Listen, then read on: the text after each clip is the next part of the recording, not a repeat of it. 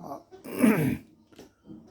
सभी सज्जनों को मेरा नमस्कार हो। आज मेरा टॉपिक है, कोई बच्चा शादी लायक है या नहीं है, या उससे पहले आप उसके शादी के बारे में देखना है, किसका शादी होगी उसका परिणाम क्या निकलेगा, उसके बारे में आपको बता देता हूँ। ये नियम आप लगाना, तो ये नियम आपको सही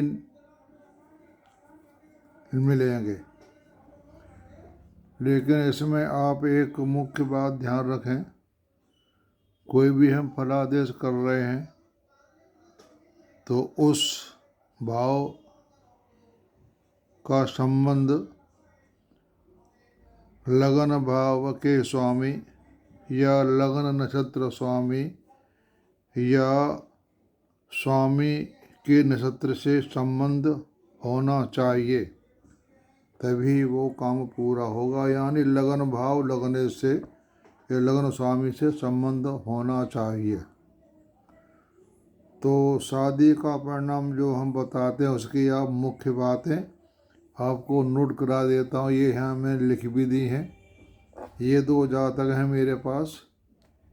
इसकी शादी हो चुकी है फरवरी 2024 में और इसकी शादी हो चुकी है नवंबर 2024 में। दोनों का अभी केस चल रहा है। दोनों लड़कियां अपने अपने घर पर है, ये भी अपने घर पर है, ये भी अपने घर पर है, ना इनका अभी केस चल रहा है। इसी दौरान मैं आपको बता रहा हूँ कि सर्वप्रथम आप सप्तम भाव, पहले इसकी बता देता हूँ आपको मैं। सप्तम भाव का चौथा भाव देखें वो क्या कह रहा है, उसकी क्या स्थिति है, और सप्तमेश यानी गुरु को देखें उसकी क्या स्थिति है, और जहाँ भी कुंडली में शुक्र बैठा उससे चौथा भाव देखें उसकी क्या स्थिति है। इन सब ग्रहों का किसी एक का लगनेश या लगन भाव या सप्तमेश भाव से संबंध होना चाहिए। ये आप ज़रूर देख लें। और तो हम शुरू करते हैं यहाँ सर। इसकी शादी 2024 फरवरी में हुई थी। इनका अभी केस चल रहा है। तो हम सर्वप्रथम देखते हैं सप्तम भाव से चौथे भाव का सुख कैसा है, सुख अच्छा है या बुरा है। यानी सर्वप्रथम हम सप्तम भाव का चौथा भाव हुआ दसम भाव। दसम भाव में हम देख रहे हैं यहाँ पर मंगल की दृष्टि है जो कि षष्ठेश है। यानी इसका सप्तम भाव पर दृष्टि चल रही है, दृष्टि है, और वो भी षष्ठेश है। तो ये यहाँ से एक नकारात्मक सोच आ गई। और फिर देखते हैं हम सप्तम गुरु को से चौथा घर देखते हैं, 1 2 3 4। सप्तमेश हमारा गुरु है, गुरु छठे भाव में बैठा है। यहाँ भी छठे भाव में बैठा हुआ है। वो मंगल षष्ठेश था और गुरु छठे भाव में बैठा हुआ है। और चौथे भाव में शनि बैठा है। शनि महाराज हमारी शादी नहीं चाहते हैं, तो यहाँ से भी इसकी सोच नकारात्मक हो गई। यानी इसके सप्तम भाव और भावी की सोच नकारात्मक हो गई है। अब चलते हैं हम शुक्र पर। शुक्र को देखते हैं। शुक्र से चौथा भाव हमारा है 3 4 5 6। यहाँ राहु बैठा हुआ है, लेकिन ये भी सोच हमारी यहाँ पर नकारात्मक हो गई है। यानी सप्तम भाव और चौथा भाव भी पिट गया, सप्तमेश भी पिट गया और चौथे भाव भी पिट गया। और शुक्र से सप्तम भाव देखते हैं हम 1 2 3 4 5 6 7। शुक्र से सप्तम भाव हमारा हो गया ये 1 2 3 4 5 6 7 इसमें चंद्रमा बैठा हुआ है। ये सोच सकारात्मक है, तो ये 1 पॉइंट से मिला सोच सकारात्मक है। इसका केस चलेगा, तो इसके बारे में पहले बता चुका हूँ। इसका केस चलेगा और 2 साल में कुछ बदलाव होगा और 2028 में इनका आपस में समझौता हो जाएगा। ये मैं बता चुका हूँ इसके बारे में पहले ही, क्योंकि इसका आगे और फिर हम एक देखते हैं, एक और बात देखते हैं। मैं बताना भूल गया कि हमारा जो ये है ना, नंबर 1 कुंडली का जो लगन नक्षत्र गुरु, लगन नक्षत्र का स्वामी गुरु है और शुक्र नक्षत्र का है बुध। तो ये यहाँ पर एक सोच इसकी सकारात्मक हो गई है। मैंने यहाँ टिक मार दिया है। एक सोच सकारात्मक हो गई। और नंबर 2 लगन नक्षत्र केतु और लगन नक्षत्र शुक्र, यहाँ इसकी नकारात्मक हो गई। तो इसमें गुंजाइश 2 की रह गई हमारे पास। हमने शुक्र से सप्तम भाव भी देखना चाहिए, वो मैं लिखना भूल गया। शुक्र से सप्तम भाव को भी देखते हैं। तो 1 2 3 4 5 6 7, तो यहाँ पर चंद्रमा और शुक्र की आपस में दृष्टि है। ये सोच सकारात्मक हो गई। और लगन नक्षत्र गुरु और शुक्र नक्षत्र बुध है, तो बुध हमारा इसका संबंध बन गया। लग्नेश बुध हमारा है और लग्न नक्षत्र गुरु का है, तो गुरु भी ठीक है। और लग्नेश यानी शुक्र जो हमारा है बुध के नक्षत्र में है, तो इसका संबंध आगे जुड़ सकता है। अब चलते हैं हम दूसरी कुंडली पर। वो ये है, इसका हमने देखा सप्तम से चौथा भाव 1 2 3 4, यहाँ पर क्रॉस आ रहा है। यहाँ कोई ना ग्रह बैठा है, ना ही कोई ग्रह देख रहा है। फिर बुध से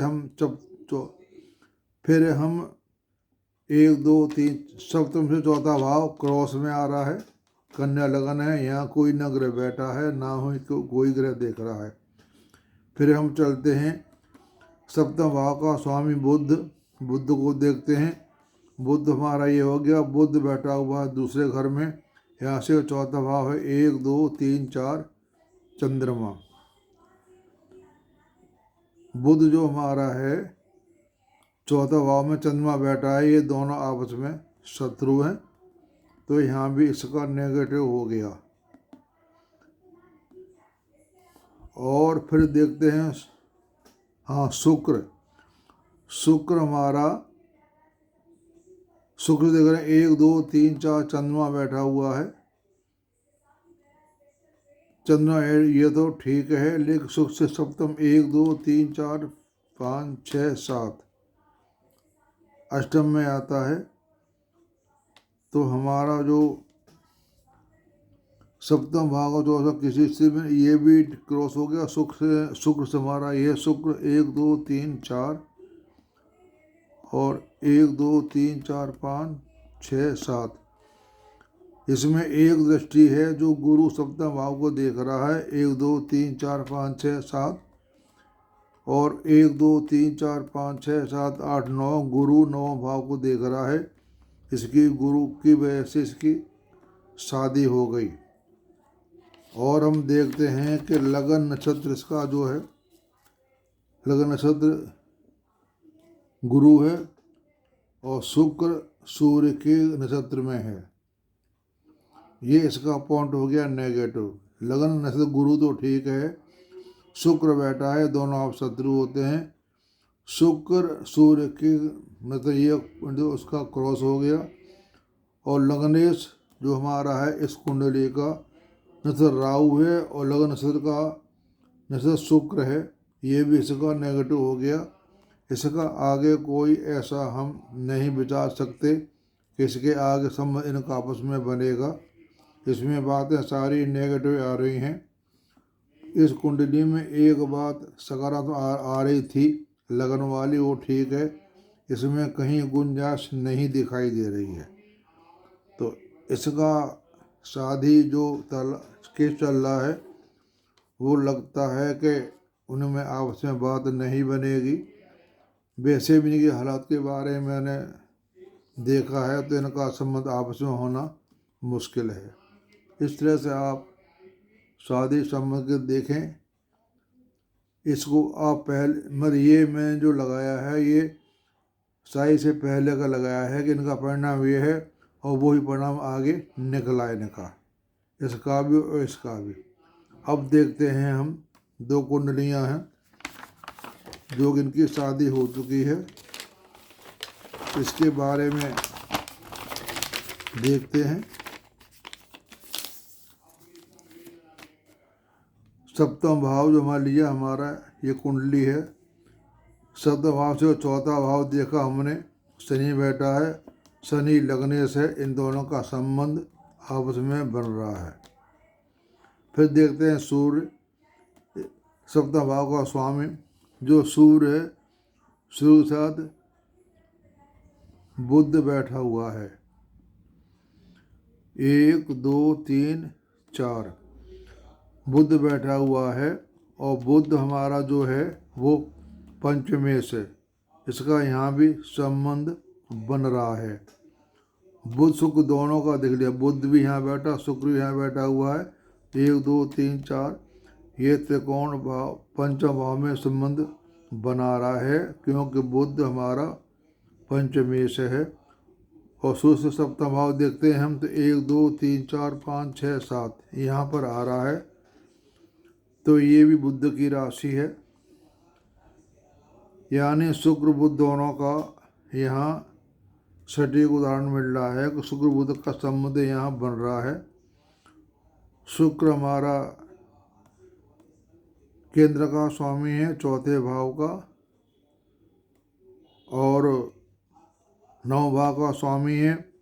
शुक्र यहाँ राजयोग कारक ग्रह है और बुध भी हमारा संबंध पंचमे से बना रहा है, तो यहाँ इसको कोई दिक्कत, इनका संबंध अभी भविष्य में भी अच्छा चल रहा है और अच्छा ही चलता रहेगा। फिर देखते हैं हम, एक कुंडली है ये एक मेरे पास, ये भी देखते हैं। ये सप्तम भाव हमारा जो है यहाँ देखा मेष लगन है, इस सप्तम भाव में गए चंद्र कर्क में गया और इसमें चंद्रमा बैठा हुआ है। पंचम भाव में मतलब चंद्रमा एक राजयोग कारक ग्रह यहाँ बना रहा है। और फिर देखते हैं मंगल से चौथा घर जो स्वामी यहाँ का है मेष लगन 1 2 3 4, तो ये अपने चौथा घर है। ये चौथा घर जो है यहाँ पर शनि महाराज बैठे हुए हैं, शनि भी हमारे पंचमे से हैं, ये भी इसको फल अच्छा ही देंगे। अब चलते हम शुक्र से, चौथा भाव 1 2 3 4, चौथा भाव में देखते हैं तो ये शनि की राशि है और शनि हमारे पंचमे से हैं, ये भी ठीक है। सप्तम में हमारा ये आमने सामने आ गया, शुक्र अपने भाव को देख रहा है, ये भी ठीक है, इनमें कोई दिक्कत नहीं है, इनका दाम्पत्य जीवन ठीक चल रहा है। तो कुंडली में सबसे पहले देखने का भाव हमें ये, और देखो मैं आपको बता दूं, इस कुंडली का लगन नक्षत्र मंगल का है और शुक्र का नक्षत्र बुध का है। लगन नक्षत्र जो मंगल का है इसमें है, और इसमें मंगल और शुक्र नक्षत्र बुध का है, और ये ठीक है इसका, क्योंकि इसका मंगल बहुत स्ट्रॉन्ग है। और यहाँ पर देखा लगन नक्षत्र राहु और शुक्र भी राहु यहाँ लगन इसका नक्षत्र भी राहु, शुक्र का भी नक्षत्र राहु है, तो ये राहु मतलब ये भी इसके लिए ठीक है, ये इसके लिए दोनों ही ठीक हैं। लगन नक्षत्र मंगल का है, क्योंकि इसकी लगन जो है हमारे 1 2 3 4 5 6 7 लगन नक्षत्र का स्वामी शनि है। शनि इसमें बहुत अच्छा राजयोग कारक है, इसलिए इसका यहाँ संबंध ठीक चला। अब चलते हैं इस कुंडली में। इस कुंडली का मैंने आपको बता ही दिया था, इनका भी संबंध ठीक है। आप कोई भी कुंडली देखें तो सबसे पहले उसमें ये देखें इस कुंडली में ग्रहों का राजयोग कारक कहाँ से बन रहा है और कौन सा ग्रह मजबूत है, उसी के भाव को लगा करके आप फलादेश कर सकते हैं। आप सबको सुनने का नमस्कार।